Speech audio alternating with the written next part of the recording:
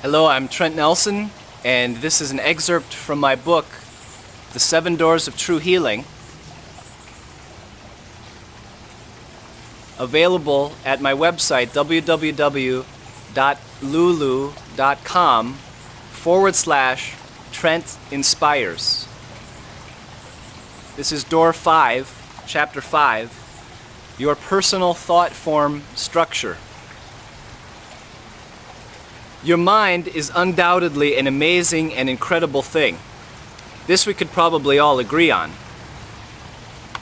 The mind is such a vast and mysterious thing that even after all the scientific research that's been done on the mind, after nearly 200 years of medical studies, after thousands of years of meditation done by monks and nuns and seekers all over the planet, with all the meditation done by monks and nuns and seekers and the vast knowledge we have, the mind is still mysterious, explained by science, and yet simultaneously unable to be contained by explanation.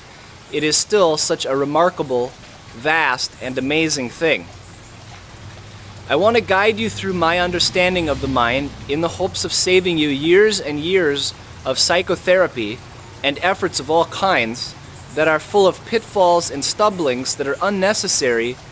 And yet I understand that everyone needs to unwrap the mind, peel back the layers of its secrets, unravel its mysteries at a certain pace, some faster and some slower than others, and in a certain individual and unique way. I don't pretend to understand how the mind works exactly, but after 10 years of constantly looking into, studying with high-level teachers of different schools of thought, experimenting, researching, and playing, I'm still amazed at the topic of the mind and how we spin our lives into existence. What is the mind? Where did it come from? What is the purpose of the mind? Why do we think? What are thoughts? Do I have a say in my thinking? And does it matter anyways? If you've picked up this book, you undoubtedly want to explore this topic in some depth. We'll look into some of the most necessary and deepest topics around and approach them in a fun and exciting way, because the truth of personal growth is that it is deeply exciting, and if people could see a glimpse of the reality, freedom, aliveness, and passion that will be accessed through the use of these topics, they would instantly stop their complaining and live as if their hair were on fire. This is how life is meant to be lived, and more often than not, it's how it's needed to be lived.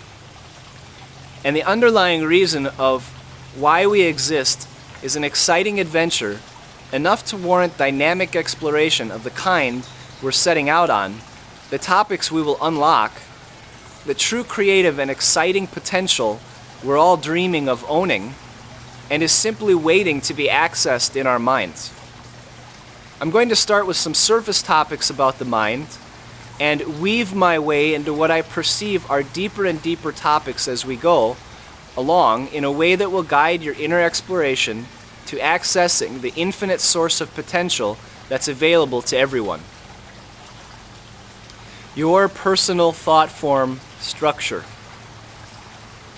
Your personal thought form structure, the way your particular mind works at this time, is unique, special to you, and wonderful. Whether you have the kind of life you want or not, you are still unique and amazing. Your set of problems is unique, your adventures, healing path, and so will be the solutions you access as a result of the love, care, and happy attitude you apply to your healing, resolutions, and accomplishing of goals. One thing is for certain: the mind that got you into your particular problem is not the same mind that is going to get you out of it. If you could easily solve your own problems with the mind and thoughts you're currently working with, you would just snap your fingers and magically do this. But no, there needs to be a new mind, an unblocked mind, a clear mind. A door needs to be opened to allow your entry into clearer thinking. I intend to make this as simple as possible, and yet I tell you this.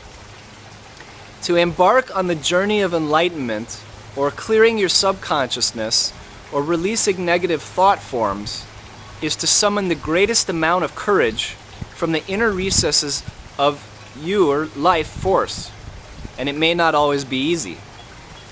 Actually, to be quite honest with you, for any serious student, which I intend this book to apply to everyone, but for the truly serious student, and I say that in the lightest way possible, who wishes to polish the mind of its clutter, lies the shining jewel that's been spoken of far more eloquently than I'm capable of, and by far better men and women of the ages.